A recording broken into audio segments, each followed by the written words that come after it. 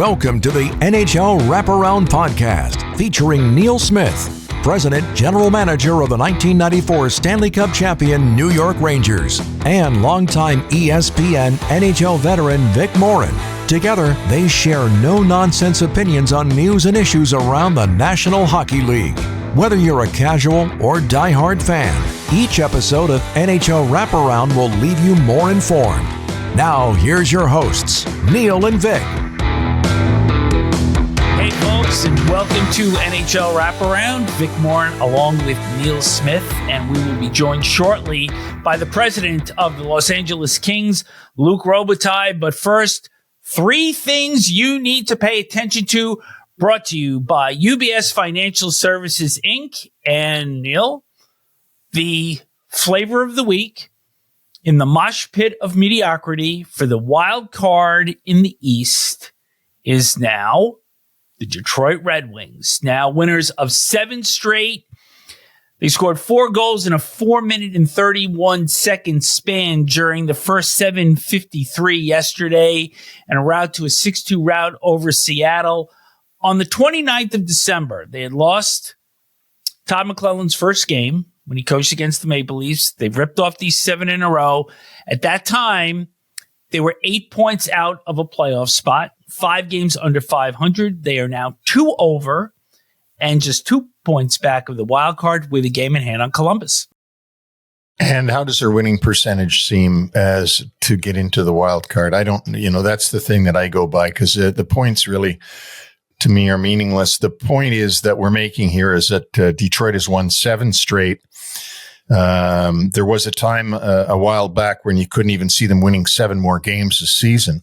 And now they've got 7 straight. So obviously, Todd McClellan has come in and put some different action plans in and done a fantastic job in the early going here of analyzing and correcting the Detroit Red Wings as they were being coached under Derek Lalonde. Now, having said that, I hate to say that Derek Lalonde did anything wrong, because I know he's a good coach, and you don't win back-to-back Stanley Cups as assistant or associate coach to John Cooper and not be a good hockey man. So I'm sure that things just didn't click for Derek Lalonde and that group of players, but they are clicking for a more established guy like Todd McClellan, and good for him. This is his second time in Detroit. Don't forget, he was there as an assistant coach for Mike Babcock, and Steve Yzerman was still playing in his last season at that time. So congratulations to Yzerman and to McClellan for finding the right formula for now. There was something about the game on Sunday which just kind of underscored the new purpose and energy that the Wings are playing with to get out that quickly. Dylan Larkin doing a great job leading the way. Patrick Kane appears rejuvenated, as does Vladimir Tarasenko. So at this point, all coming together. Let's now see how sustainable it is as we start the second half of the regular season. Well, and what was great about the game on Sunday, and I listened to it obviously very closely in the car. Detroit on their home ice, recognizing that Seattle had played Buffalo the day before, recognizing that Seattle had won a big game 6-2 after going down 2-0 to Buffalo, just jumped on them as fast as they possibly could and knocked the starting goaltender out, Grubauer, and in had to come a tired Joey Decord that I think got scored on almost his first shot, which made it 4-0 because Grubauer went out after 3-0. So this is a kind of performance you want to see out of your team at home. You want to see them recognize the situation. Seattle's not that great of a team anyway. They're in the mosh pit of the Western Conference. And you want to see your players recognize the situation and jump on it. And Detroit did exactly that. Number 2, Alex Ovechkin scores career goal 873 on Saturday in Nashville into an empty net. That made the score 4-1 at the time. And maybe this is a soapbox item for me, but I'm going to put a little bit of cold water on this one. Now, you and I have really thrown enough bouquets at the Capitals this year to open up our own florist shop. But there's something about that goal at 3-1. It's a breakaway into an empty net. Ovi has scored now 61 empty net goals. That's 7% of his career total. And that is more than double of all of the other 700 goal scorers in the history of the NHL. There have been 8, with the exception of Wayne Gretzky, who had 56. But from my sense, it just felt, I don't know if icky is the right word, but you're chasing the record and every goal matters. Every goal is a big one. They're hard to come by. They're hard to score. And this guy is obviously going to do it better than anybody, possibly by the time the season is out. But am I just overreacting to the empty net goal thing? I think that Spencer Carberry puts Alex out there as soon as the goalie is pulled by the other team in an effort to try to get him to get those goals, to get to the record. So, I get what you're saying and I understand it. And if I was a rookie in the league and my first goal was in this, we had a 3-1 lead. The other team pulled their goalie and I scored into the empty net and then I went down to the minors and never came back again. I guess the rest of my life, I'd have to admit, I got a goal in the NHL, but it was into an empty net. So they're not as good as the other ones. But you know what they all say, and you've said it, I've said it. They never say, how did you score? They say, how many did you score? And so, in a way, would the analogy be that to a baseball player, breaking a record for number of times getting on base to an intentional walk? He got intentionally walked 300 times, and those were 300 of his on base numbers. So, but he can't help that. He can't help it. He was out there, the net was empty, or he got intentionally walked. If it was baseball, they can't help it. But I get your point. And for those pro Gretzky, anti Ovechkin guys, whoever they are, they're not us, but whoever they are, I guess it would sit in their craw that he's going to break Wayne's record and have all these empty net goals, but so be it. Well, Wayne did have 56, as I'd mentioned before. Just a quick footnote also. All the way to the other end of the spectrum, the game-winning goal for the Caps in that game in Nashville was by Ethan Frank, and that was his very first goal in the National Hockey League. Number 3, the Vancouver Canucks have been struggling throughout this season, kind of trying to look to find their footing. And they got shut out in Raleigh on Friday night, 2-0. And as league rules have it, you need to travel. You need to be in the city that you are going to play in the night before the game takes place. And they were unable to travel. And they could not leave Raleigh after the game, traveled Saturday, arrived to literally an empty locker room in Toronto and managed to shut the Leafs out 3-0. So this is a case where the Canucks perhaps could have used this piece of adversity towards motivation. Maybe it's a bonding moment for them, but whatever it was, Kevin Lankinen getting the shutout, and that's a real feel-good win for the Canucks.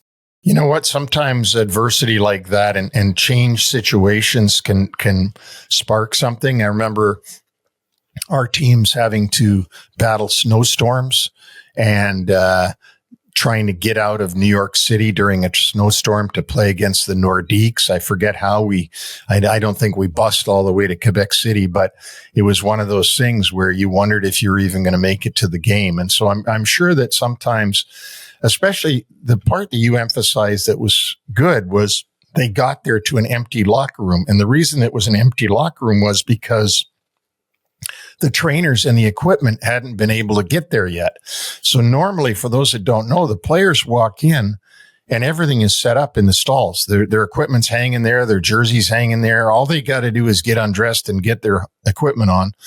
In this case, the players got to the locker room and had to sit and wait for the trainers and the equipment to show up. Key win for the Canucks as they look to hang on to the second wild card in the Western Conference. And this has been 3 things that you need to pay attention to, brought to you by UBS Financial Services, Inc.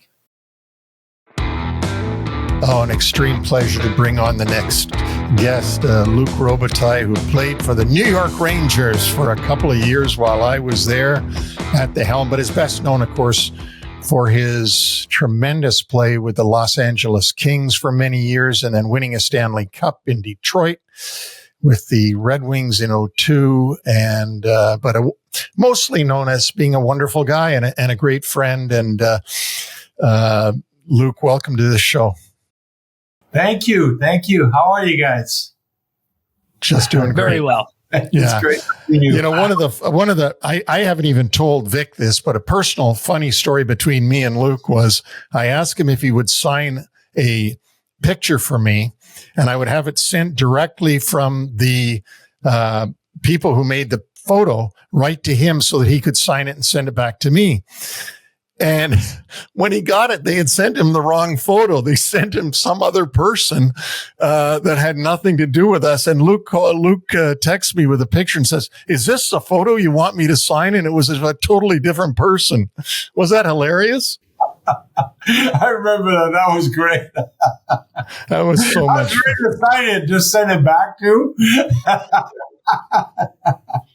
Oh, it was amazing. Well, Luc, on a much less humorous side, the wildfires in LA and the county are devastating people, including a couple of friends of yours and mine, and Brian Turner and Barry Josephson and others. I'm sure you know by now.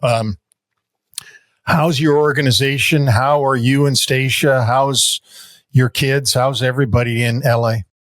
I mean, we're okay. You know, I mean, considering how bad it's been, it's funny. Like for us over the years, we've had numerous fires in California, but it's always far away. You know, it's always in the valley or past Malibu and people would call me and say, "How are the fires?" And I'd be like, "Well, you know, we kind of watch the news and we hear about it, but there's not much else."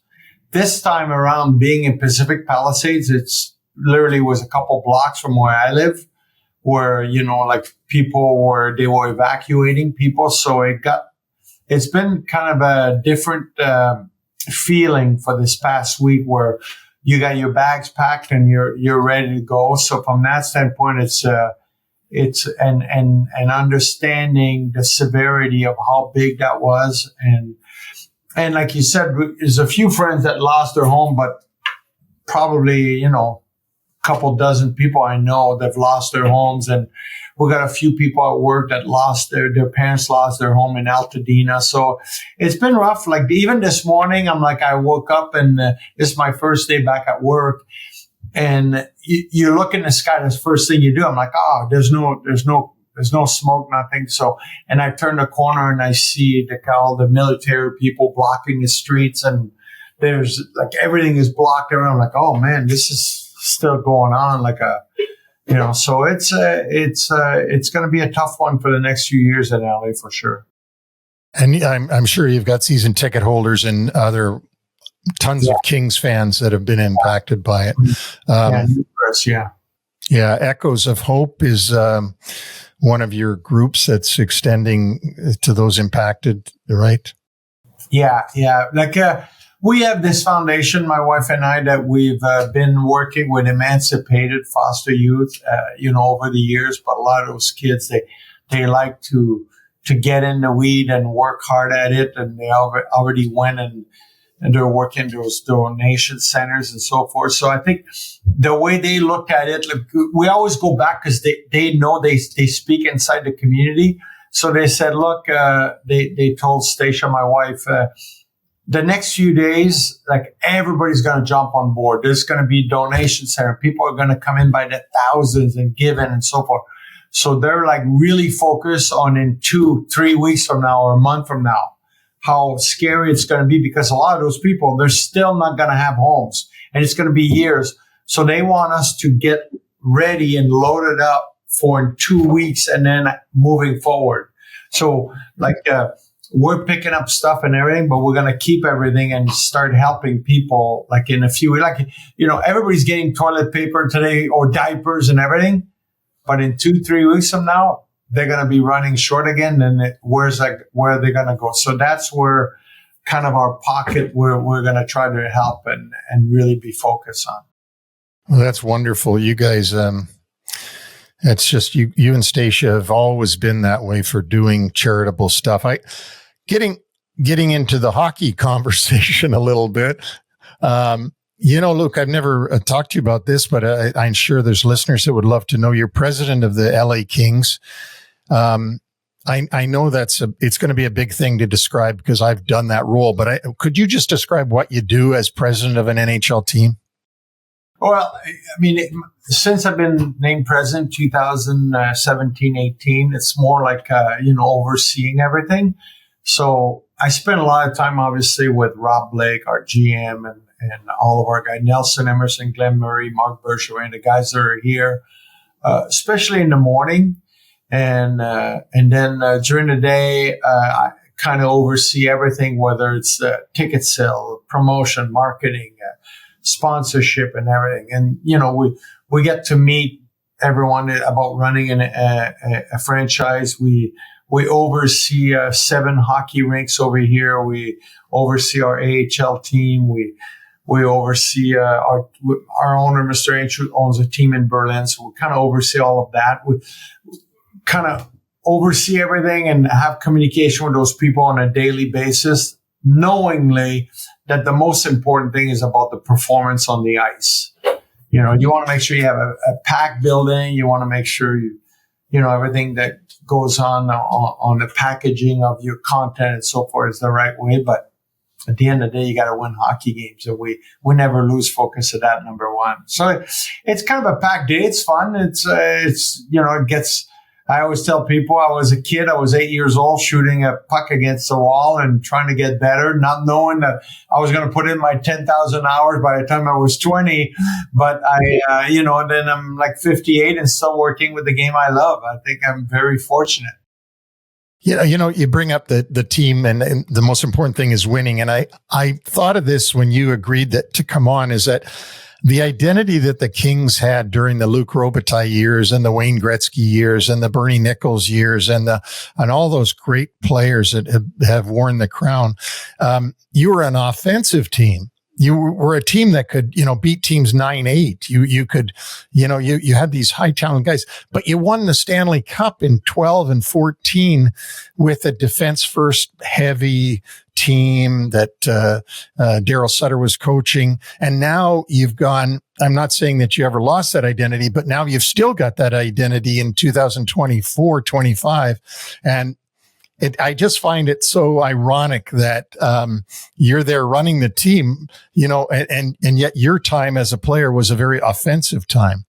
Yeah, we sit in those meetings, and I remember the guys were all looking at me when I was saying, "Yeah, we should get that Edmonton." Like, really? You would think you wanted another. No, we need a big D that I didn't want to play against.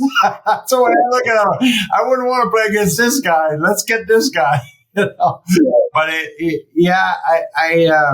you come to realize over the years like how important defense is and to play. But I'll tell you what, I think probably the main reason why our team hasn't changed since 2009, really, it's you got to give it to when your number one center, Anze Kopitar, is the best 200-foot player, just like Bergeron was in Boston. And then you got a guy like Drew Doughty, he's a good offensive guy, but he's a great defender. He defends first. So that's the identity of our top 2 guys of our team. So if you come into the Kings and you think you're going to be like a playmaker and you're going to cheat and throw it up the middle and get caught up 2-1 all the time, you just won't play on Anze Kopitar's team because he just doesn't do it. So I think the identity of our team is because of those 2 guys that over and over, it's every day. It's so easy to teach our young guys like Quinton Byfield to teach and say, you got to play 200 feet if you want to really have success. You might only get 60, 70 points. You might not get 90, but you might win more games. And so far, that's what it's showing. And it's amazing.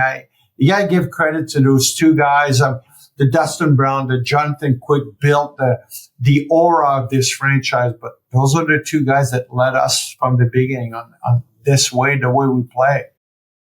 Luke, how much can you attribute this to your head coach, Jim Hiller, defensive-minded coach, came in last year. You guys were 9 games over 500 in the 34 games that he coached, but you went out relatively quickly against Edmonton. And I don't believe a lot of people saw the Kings being this strong. And you're 53 points. You're third in the Pacific. You're the only club in the league that hasn't reached the midway point. You guys are sitting pretty well. And I have to think that Hiller and his defensive approach is a big reason for that. Yeah, it's funny because Jim Hiller's, he doesn't talk that much about defense. He'll talk about offense and trying to create new ways to play. I think as a coach, as a coaching staff altogether, including DJ Smith and, Noah Brown and Derek Johnson, these guys have been working real hard on making sure like our team plays a certain way. I do give them credit over the way they've handled the bench. I think what's a little kind of, I don't know if you call it a dirty secret in hockey, but there's different ways that you could look at coaching in hockey. It's different than other sports because there's obviously the way to deliver a message, understanding young players, understanding the new world is very important. Jim Hiller has a quality there, just like Todd McLellan did, or numerous other coaches do. But there's one thing in hockey that sometimes it's not like we forget, but you realize it more when you win, is behind the bench. Who to play at the right time, because everybody plays 40 seconds, then there's a next line. Sometimes a line passes a shift on the bench and then the player starts thinking, he loses confidence. I think Jim has a real good way of understanding how players feel and what's good inside the game and making sure he doesn't lose players. Now, the best in our game that was behind the bench was Scotty Bowman. Everybody laughed that Scotty didn't talk, but he knew how to handle a bench. He knew exactly. He was a great coach bench. And Neil, you were with Mike Keenan. Mike Keenan was different, but man, when a guy was going, he rolled that guy like every 2 shifts, and he knew how to get that going behind the bench. So there's a real quality to that is sometimes not talked about that I see that Jim had. Obviously, John Cooper has it. Mike Sullivan in Pittsburgh has it. It's a feel, and that's a hard thing to teach, You guys got a pretty interesting balance between veteran and youth, and you mentioned Kopitar, Adrian Kempe back on a 40-goal pace again. Philip Deneau, amongst others, but also the contributions that you're starting to get from your younger guys, Alex Ferrier and Quinton Byfield, been a key component to your team performing the way it has this year. Yeah. The little secret that no one talks about the LA Kings is how good a job Rob Blake has done, funny enough, because if you look this year, we have 5 guys that are young guys. I mean, the only guy is his second year, or it's probably Byfield and Ferrier, but they're still very young. You got Clark, I wrote down Akil Thomas, Elenius coming up. And we got Andre Lee coming up. That's his first year. So we're still on the way up. We still have a ways to go, even though our team is playing real well, competing. And we've competed for the last 3 years. And it's hard to do a rebuild, but along the way to compete, it's way better for our young guys to learn to play that way than to be one of those teams that's out in February.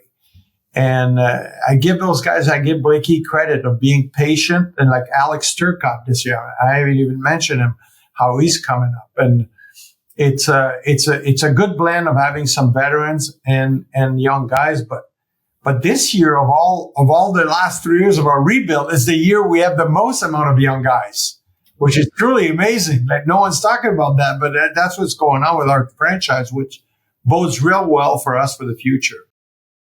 My favorite player on your team, this wasn't part of my question, but it's Adrian Kempe. I just love watching him. He's such a great skater and seems to know the game so well.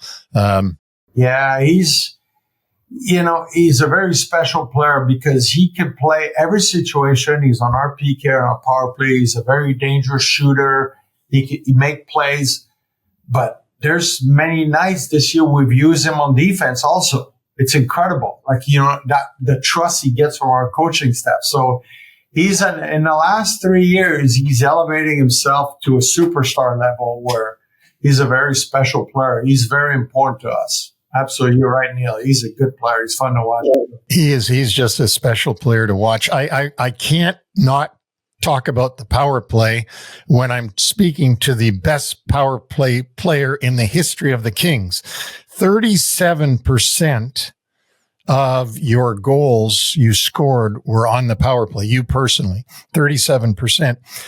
What do you think is with your power play now, the current power play? Is it lack of execution, lack of finish? What is it that's not bringing it up? It's really weird because we're actually doing pretty good at home and we're doing horrendous on the road. It's the same power play. So it's I think it's hard for our coaching staff even to change because we seem to come at home and score big goals all the time. And then we get on the road and we can't score. So definitely I would say a lack of execution. Probably our guys seems to be trying too hard. And as you guys know, you start struggling and there's more meetings, there's more talk about it. Or you think you're not listening, but there's a lot of noise about it. And it feels like guys are pressing. We started last game and the first power play, we had 9 shots on the power play, which you're like, okay, if we didn't score, we're fine. We're going to be okay. The next 2 power play, we had no shots. And then you end up with no goals. And so it was kind of the irony of it was interesting because we shot so much in the first power play that I'm like, okay, now we got this going. And then for some reason after that, we went back and it's like that one pass, you could tell guys are pressing, it's hitting a stick and so forth. And then we get at home though, and we seem to get a key goal almost every game on the power play. So it goes up and down. You never want to be in the bottom 16, which we are now. So you want to be, obviously you'd love to be number 1, but if you could be in the top 16, that means you've had a good up and down. Right now, we're not scoring a power play, but we have the talent. The guys will figure it out. I'm sure of that. Not having Drew Doughty must be a big piece of this. Yeah, because he's a veteran. He'll settle it down, and then Drew will get to a point where, like any kind of veteran defenseman, I'll say, it's not working. Screw you guys. I'm just going to shoot it. Get to the front net where sometimes that does make a difference when you've been in the league for a while and you say, you know what? You guys are all mad at me. Okay, I'm just going to shoot it now. And then they go in, as you know. They hit a pole, they hit a stick and goes in, and you get 1 or 2 lucky breaks and you get back on track. And so hopefully it happens for us because that's the one thing we want to get going.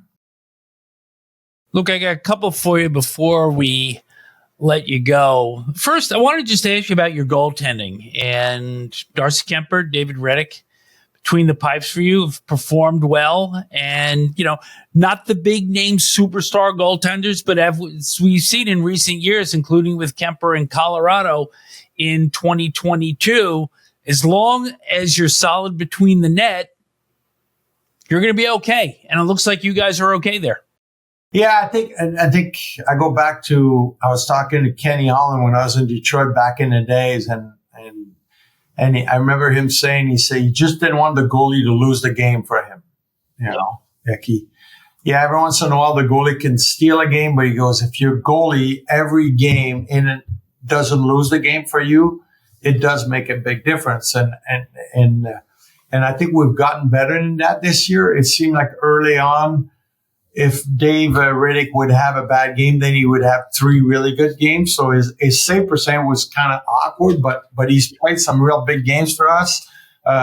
Darcy's been really good. He's made some key saves and he's been very steady.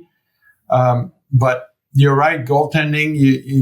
I think our guys have been good. I think the way we play we don't give too much up the middle. You have to earn to get up the middle. So that helps our goaltender. If they play a good positioning style with Bill Ranford is a great goalie coach with his group on making sure our goalies know they're at the right spot, not overplaying stuff. And I think that does make a difference if your defenseman and your center and your team plays a certain way.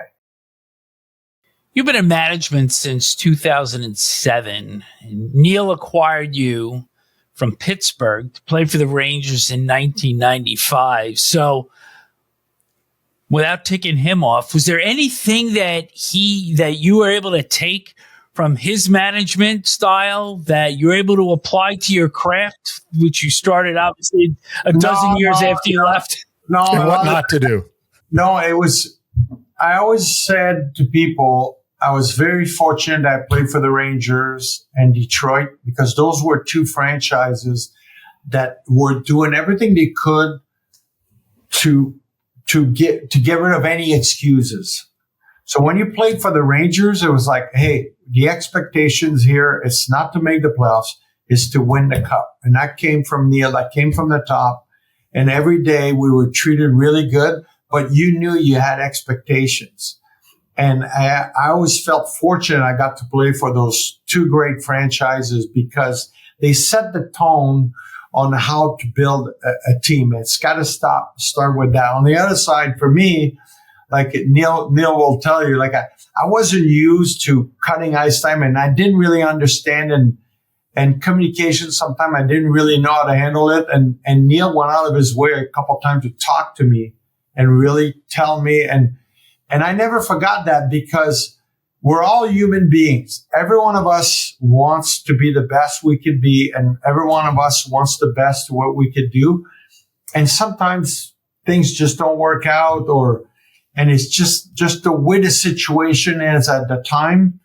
But I never forgot that, we went to Starbucks. I mean, the GM of the New York Rangers took me to Starbucks just to talk about what the hell's going on with my brain and listening to me, which he's probably leave. You go, this freaking guy's just got a lot going on. But it meant so much to me at the time because what it does, it gets rid of the truck on your shoulder for a few weeks and you get going. But that meant a lot to me. And I never forgot this part of it. That's we're all human beings and no one gets out of bed and say, I'm going to screw this guy today. Like we all think we're players. This coach doesn't like me. He just wants me to. And then if you realize later in life, say, wait a minute, this coach just wanted to win. And he happened to believe he wasn't going to win as much with me playing 3 more minutes. That's it. It wasn't personal. It's just that coach that day. Then the next year you play for another coach who's like, well, I think I can win with him with 3 more minutes. And sometimes it works, sometimes it doesn't work. So I learned a lot, let's just say. And the best thing about Neil, 3 decades later, you can still find him in a Starbucks. Yeah.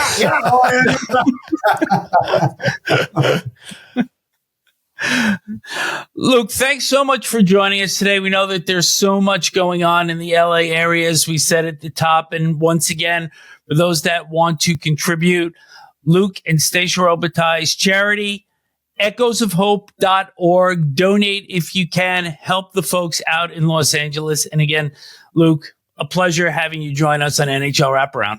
Thank you. Thanks, guys. Great to see you. Thank you. Thank you so much, Luc.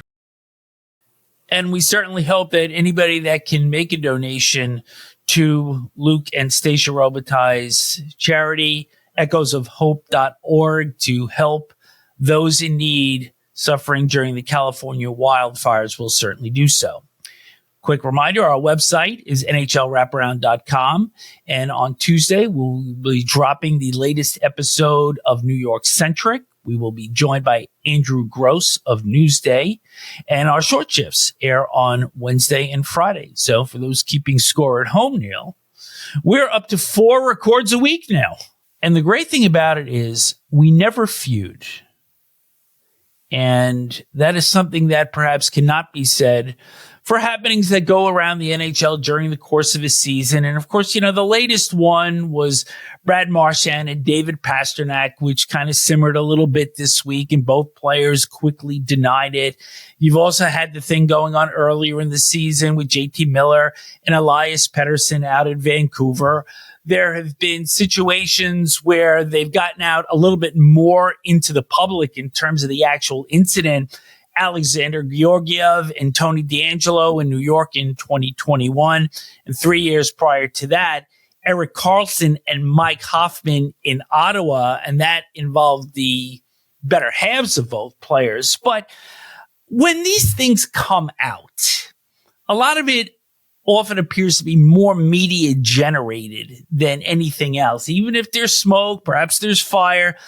But from your experiences, who needs to navigate the waters into a good place here? Definitely the players. The players have to take control of it and take care of it in the room. If you have strong leadership, and I think Boston does, by the way, with Brad Marchand, then they're going to take care of it right away. And don't forget Pasternak's an assistant captain too. These guys have played together for years. Skipping over to other situations, though, if you don't have good leadership in the locker room, these things can bubble over. And the Erik Karlsson and Mike Hoffman in 2018 with the wives feuding and they couldn't get along. And so therefore they ended up trading Mike Hoffman. The Georgiev and D'Angelo, there was a fight or a terse words from one another. Of course, D'Angelo has a long history of pissing off at whatever team he's on. That's why he's ended up now in the KHL. And you know, earlier this season we had the JT Miller and Elias Pettersson sort of issue out in Vancouver. The media blows these things up. There's no doubt about that. If you let them have it, they're going to blow it up. But see, this is why, Vic, when we go back to the Ranger situation with Jacob Trouba in the summer, I was saying, like, this is going to be a problem because they've allowed it to get out to the media, and the media is going to keep banging on it and make it into an issue. And this is why when your leadership can't allow what goes on in the room to get outside of the room. And so that thing about Vegas, I think, really started in a locker room. What's said in the room stays in the room. And, you know what they say, that what happens in Vegas stays in Vegas. It's a great line for them. But I think that started in, you know, what happens in the room stays in the room.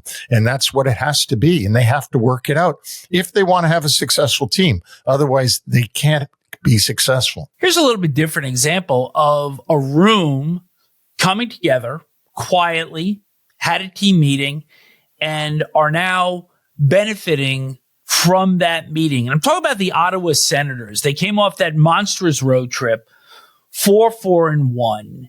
But you remember before that club had really started to establish an identity. There was a lot of purpose to their game, forechecked hard. They were in the fight for each other and were really playing great. And they actually won the first 3 games of that road trip before sliding at the back end. Upon returning home against Buffalo last Thursday, they were shut out, didn't bring a lot to the table, and the team held a meeting. And it seemed this was just what they needed, because over the course of the weekend, they went out and they whacked Pittsburgh 5-0. Shane Pinto had 2 goals. Levi Merilainen, with Linus Ullmark out and Anton Forsberg supposedly going to be the number 1. They start the rookie, shutout, 29 saves. There were 15 minor penalties in the first period also. So not only did they get out early, but there was a lot of feistiness in that game also, which kind of got their ire up a little bit. They played that edgy game, which was part of their identity before they went on this long road trip. And then they followed it up on Sunday. Merilainen comes back, plays again, stops 24 of 26. And in the process, they end Dallas's 7-game winning streak. And it appears that a team meeting has now gotten the Senators back on track. Yep, it would appear that way. And Travis Green also has to have a lot of accolades for being the head coach of the Ottawa Senators and getting the team to turn itself around. The captain of the Ottawa Senators, Tkachuk, remember, is the son. Brady Tkachuk is the son of Keith Tkachuk, and of course the brother of Matthew Tkachuk. You know, when you spend your whole childhood around locker rooms with your dad, and your dad is an assistant captain in most places. I think he was captain actually in Phoenix, but you learn, it becomes an inherited thing that you learn, how you should act and how you should carry yourself when you're part of a team. And it doesn't surprise me that those two guys are both leaders, Matthew of Florida and Brady of Ottawa. It just seemed like it's a million years ago of the rumors of Brady Tkachuk being traded. He's going nowhere. Right. You're right. Yeah. Whoever started that, and that really angered the Ottawa Senators ownership and brass. Let's move on to some player notes. Got a bunch of injury updates here. Evgeny Malkin goes to IR for Pittsburgh with an upper body injury. Michael Bunting missed Sunday's game with Tampa Bay due to a car accident. He was not hurt, but missed the game anyway. Phil Tomasino has been activated by the Penguins. Charlie Lindgren, goaltender for the Caps, left Friday's game early after Brendan Duhaime knocked Nick Suzuki into him. Aaron Ekblad for Florida did not play in Saturday's overtime loss to Boston and is expected to miss 2 more games. He was hit blocking a shot on January 3rd. Evander Kane, Neil, successful knee surgery on January 9th. This surgery will keep him out 4 to 8 weeks. He hasn't played this season, and he's also had some additional procedures. But if this player is able to come back for the playoffs, he gives them an edge on their bottom 6 that I think this team needs right now. Oh, it definitely will. The big question is, can he come back after missing the entire season, training camp and everything? Can he come back and get into the flow of a upper echelon team? And where does he fit in? And does he accept what you just said, bottom 6? Does he accept bottom 6? I don't know. I don't know him at all. But Corey Perry obviously has accepted it, and Corey Perry at one time won the Hart Trophy. So you would hope that Evander Kane would accept whatever role he's given, but that all remains to be seen, and it remains to be seen if he can miss that much time and come back and be effective.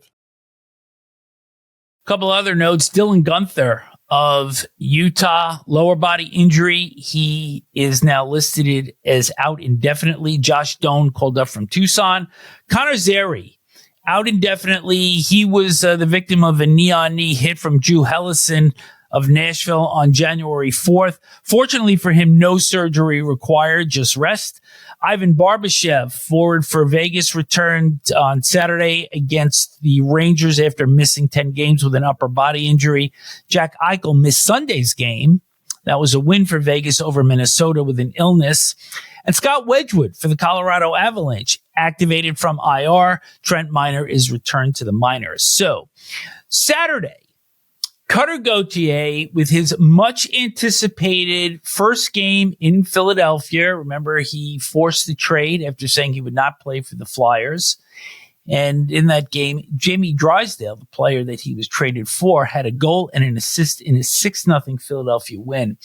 But Neil, the bigger piece here, I think, for the Flyers, and Coach John Tortorella said it afterwards, is that the Flyers need to bring this energy to all of their home games. And it's almost like the Gauthier presence gave the fans, the team, kind of the artificial sweetener that they needed to raise their level. But that's a level that needs to be there all the time, not just on an occasion such as this. Well, let's go back to the start of this show when we talked about Detroit. And I said that Detroit recognized that Seattle had played the day before, brought huge energy and was up 4-0 and 7 minutes and change into the game, jumped on the opposition, knocked out the starting goaltender. And that's the kind of energy that McClellan wants from his team when they play at Little Caesars Arena. This is exactly what Tortorella's talking about when the Flyers play at home. You shouldn't have to have public enemy number 1 coming into the building for you to up your passion level, for you to get the fans excited, for you to get everything rocking and rolling. You've got to have that at every game, not just at home, but it's more important at home because you've got your home crowd. But you need to find a why for every game. Why are we going to go out of our mind? And why are we going to play hard in this game? Why? And find it and take it out on the ice with you. And it's a great point because in addition to the fans, and the fans are the fans, and in Philly, you know what you're going to get from them. But throughout the game, Flyers took their shots after the whistle. There was a lot of chirping going on.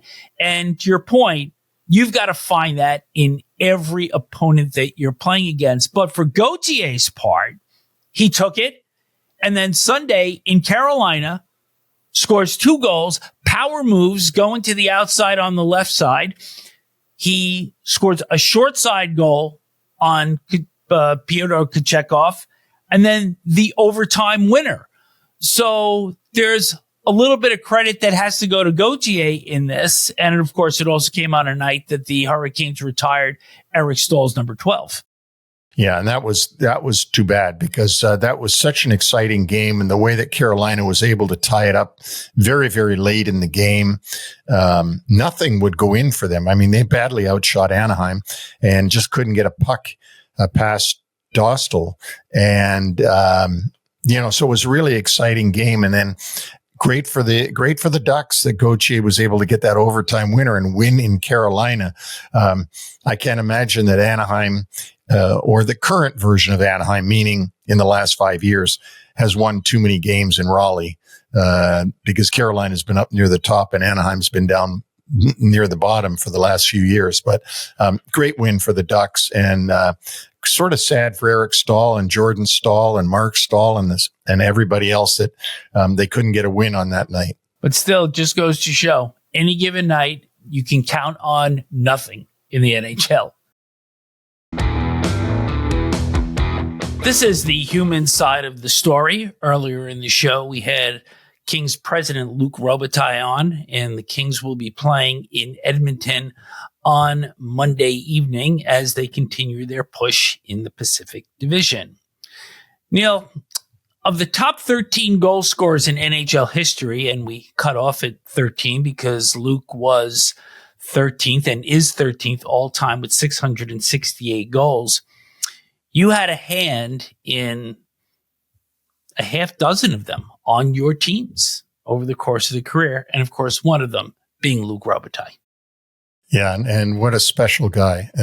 Just a special person, an ordinary person, a normal person, and a great guy. That's for sure. But let's talk about Luc Robitaille and his life. And it's quite a life filled with accolades. 19 seasons he played in the NHL, won a Stanley Cup in 2002 with the Detroit Red Wings, but he's best known for his 14 seasons that he played in Los Angeles, over 3 different stints that he had there. Of course, he was the captain in 92-93 when Wayne Gretzky was out most of the year. He retired in 2006, being the highest scoring left wing in NHL history. And when you think of the great left wingers that have played this game, that is an amazing feat.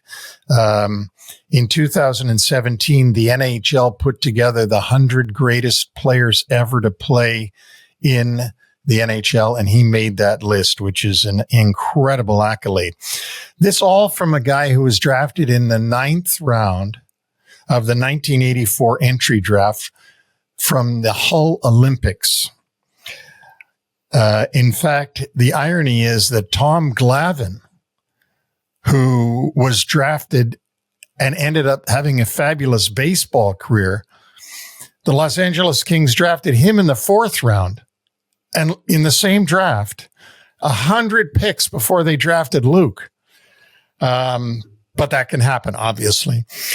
He won the Calder Trophy in 1987 when he got 45 goals and 39 assists in his rookie year, the only LA King ever to win Rookie of the Year in the NHL.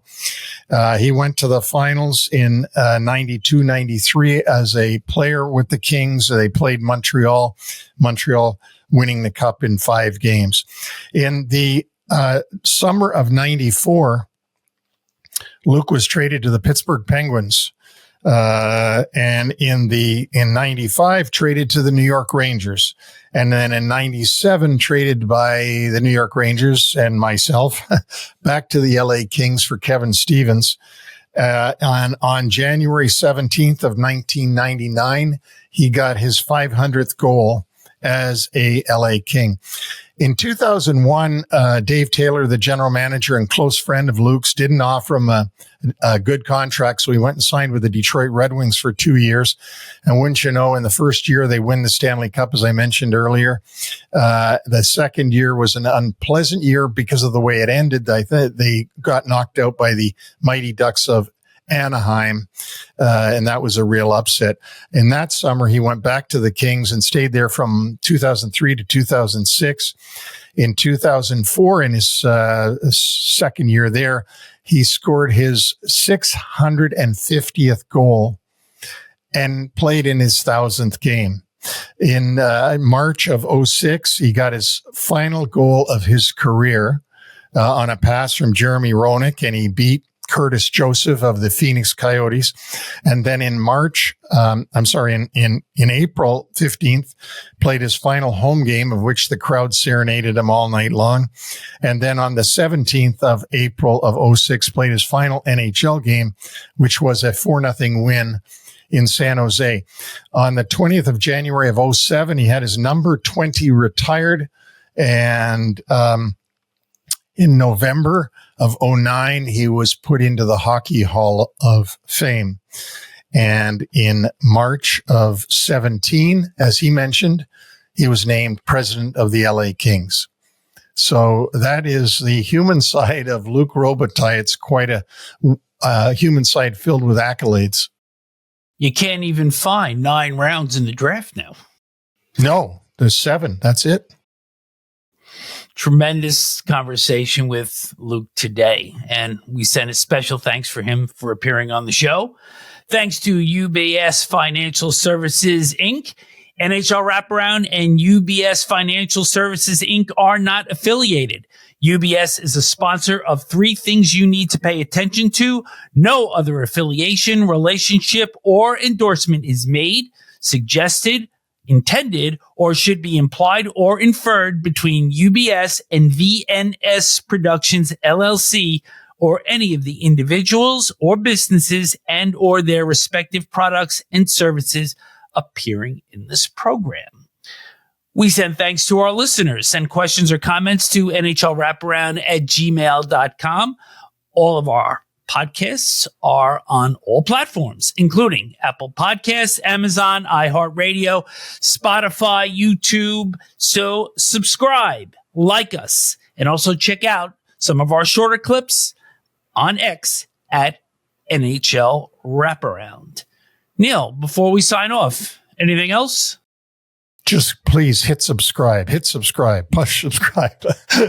No, it was great fun with Luc Robitaille. And the fun will continue on Tuesday when we have Andrew Gross from Newsday joining us on New York Centric. And also remember, Neil and I will be back with you on Wednesday and Friday as well when we have short shifts. So we look forward to speaking with you all week long.